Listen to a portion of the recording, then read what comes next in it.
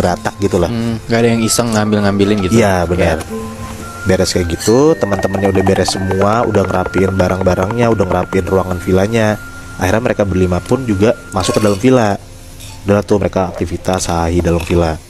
Dan villanya untungnya pun udah nggak bau dan nggak ngap. Intinya kan udah diberesin sama teman-temannya.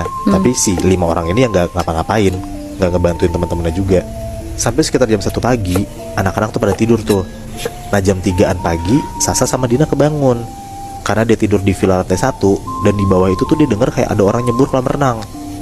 Sasa sama Dina kaget lah, kayak masa ada orang berenang pagi-pagi.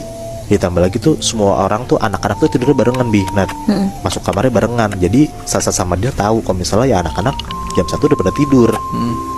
Mereka berdua keluar kamar lah, ngecek ke bagian belakang villa yang kolam renangnya. Dan pas mereka lihat keluar, akhirnya mereka lihat ternyata ada Agam di dalam kolam renang. Tapi Agam tuh bener-bener gak berenang Bi. Nah Agam tuh cuman bener-bener bengong doang di tengah kolam renang itu.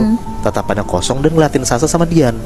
Ini dia di dalam kolam renangnya atau di pinggir? Di dalam kolam renang Bi. Di tengah-tengahnya. Di tengahnya. Tapi bukan kayak berenang gitu, bukan. Oh jadi di dalam kolam renang kayak basah gitu? Iya, Tapi bengong? bengong. Oh. Dan si Agam gak gerak sama sekali, ngambang aja gitu loh.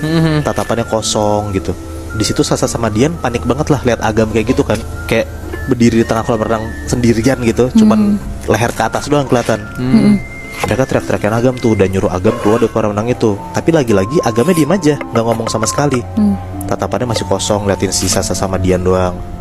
Sampai akhirnya karena Sasa sama Dian tuh takut, akhirnya dia ngebangunin Bani buat minta tolong bantuin si Agam ini. Pas Bani bangun dan lihat ke kolam renang, Bani manggil-manggilin Agam tuh. Tapi lagi-lagi Agamnya cuma diem doang. Akhirnya ya Bani mau nggak mau nyemplung lah ke kolam renang kan, buat narik Agam keluar. Pas udah ditarik sama Bani keluar, Agam udah dikeluar kolam renang. Pas dipegang sama Bani, bener-bener tangannya Agam tuh dingin banget, sekujur badan Agam tuh dingin banget. Badan sama mukanya pucat banget, tapi matanya Agam tuh merah Bi. Nah merah tuh bukan karena merah perih, merah semua gitu, kebayang gak sih? Serem banget. Ditebak-tebak tuh mukanya Agam, tapi Agamnya diem aja. Saking paniknya mereka bertiga, si Bani tuh teriak-teriak kayak minta tolong teman-temannya lah. Akhirnya bangun tuh semua tuh satu villa, nyamperin lah keluar ke kolam renang itu. Kayak Agam tuh dikelilingin tuh sama anak-anak, karena kan Agamnya tiduran doang kan. Semua orang coba ngebantuin Agam, tapi Agamnya bener-bener gak gerak sama sekali. Sampai akhirnya tiba-tiba pas Agam lagi diem itu, tiba-tiba Agam ngomong. Tapi suara Agam tuh berubah Bi. Nah, bukan kayak suara Agam biasa, tapi kayak berat gitu. Si Agam ini ngomong, teman kalian sudah ganggu tempat saya. Nah di situ tuh anak-anak sadar lah kalau misalnya Agam tuh kesurupan. Chaos lah di situ kondisinya. Gak ada yang berani sama sekali ngedekat ke Agam, karena ya anak-anak pun juga baru pertama kali